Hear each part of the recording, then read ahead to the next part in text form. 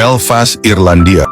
Joseph Murphy berdiri di samping tempat tidur rumah sakit, menatap seorang pria paruh baya yang tubuhnya hancur oleh kanker. Dokter-dokter lain sudah menyerah, memberikan waktu 3 minggu untuk hidup. Tapi Murphy tidak putus asa.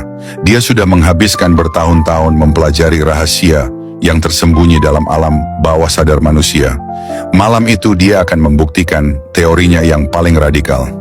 Pikiran bawah sadarmu adalah apotik terbesar di dunia. Di dalamnya tersimpan setiap obat yang pernah kamu butuhkan. Murphy mendekati pasien itu dan berbisik, "Tutup matamu.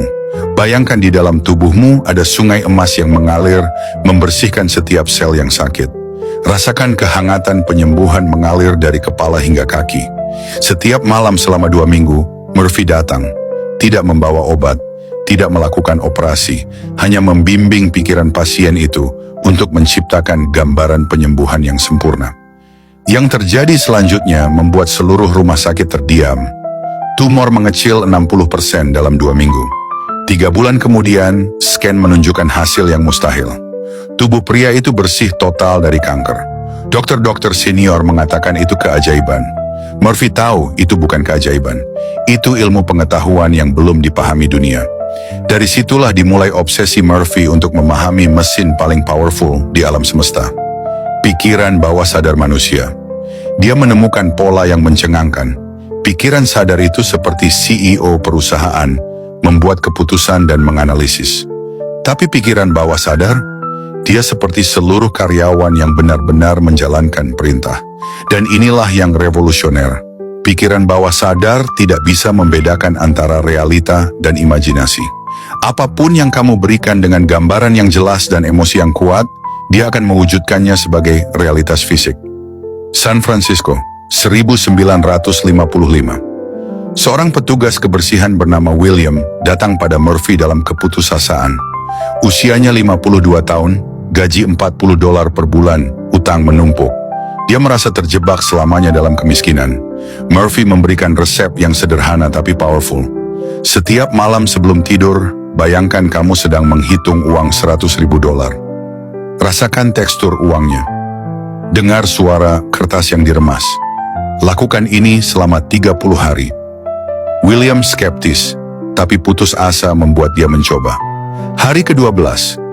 Saat membersihkan kantor, William menemukan majalah bisnis yang tergeletak. Di dalamnya ada artikel tentang investasi real estate dengan modal kecil. Hari ke-18, William bertemu dengan seorang developer yang sedang mencari partner untuk proyek kecil. Tanpa modal, William hanya menawarkan tenaga dan dedikasi. Hari ke-30, proyek pertama William memberikan profit $3.000, 75 kali gaji bulanannya. 2 tahun kemudian, William memiliki portfolio real estate senilai $150.000. Dia bukan lagi petugas kebersihan. Dia menjadi property developer yang sukses. Murphy menyimpulkan, William tidak berubah.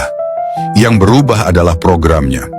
Pikiran bawah sadarnya mulai bekerja 24 jam, mencari peluang yang sebelumnya tidak terlihat. Los Angeles, 1958. Helen, 34 tahun, datang pada Murphy dengan mata yang mulai buta akibat glaukoma. Dokter mata terbaik sudah memvonis, dalam 6 bulan, Anda akan kehilangan penglihatan sepenuhnya. Helen adalah seorang ibu dengan 3 anak kecil. Dia tidak bisa menerima vonis itu. Murphy mengajarinya teknik mental movie. Helen, setiap hari selama 20 menit, putar film di pikiranmu. Kamu sedang bermain dengan anak-anakmu, melihat wajah mereka dengan jelas. Kamu sedang membaca buku, mengemudi mobil, melihat matahari terbenam dengan mata yang sehat dan jernih. Yang terjadi membuat komunitas medis terguncang. Minggu kedua, tekanan di mata Helen mulai menurun. Sesuatu yang secara medis tidak mungkin tanpa operasi.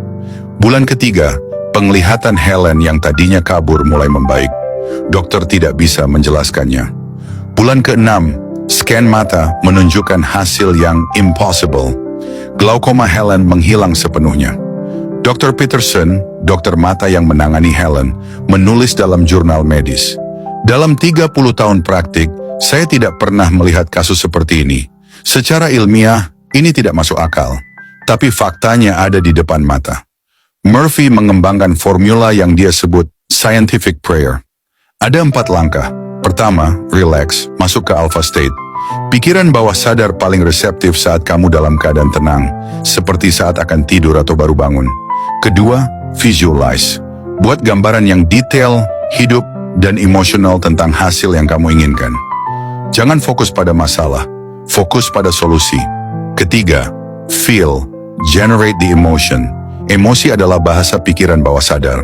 Tanpa feeling, visualisasi hanya omong kosong. Keempat, release, let go and trust. Setelah kamu order, jangan cemas tentang how atau when. Biarkan pikiran bawah sadarmu bekerja. Detroit 1962. Robert, seorang engineer di Ford Motors, stuck di posisi yang sama selama 8 tahun. Gajinya stagnan, idenya diabaikan, dan dia merasa karir sudah mentok. Murphy mengajarinya the executive visualization. Setiap pagi dalam perjalanan ke kantor, bayangkan kamu duduk di ruang meeting sebagai chief engineer. Rasakan kepercayaan diri, respect dari kolega, dan kepuasan dari proyek-proyek besar yang kamu pimpin. Minggu ketiga, Robert mulai mengajukan ide-ide yang lebih berani di meeting. Sebelumnya dia selalu pendiam. Bulan kedua, salah satu ide Robert tentang efisiensi engine menarik perhatian Vice President.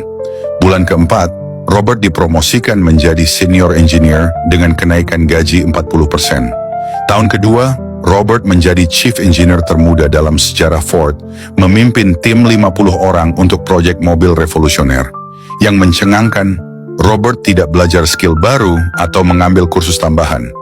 Yang berubah adalah mental programming yang membuat dia bertindak, berbicara, dan berpikir seperti seorang leader.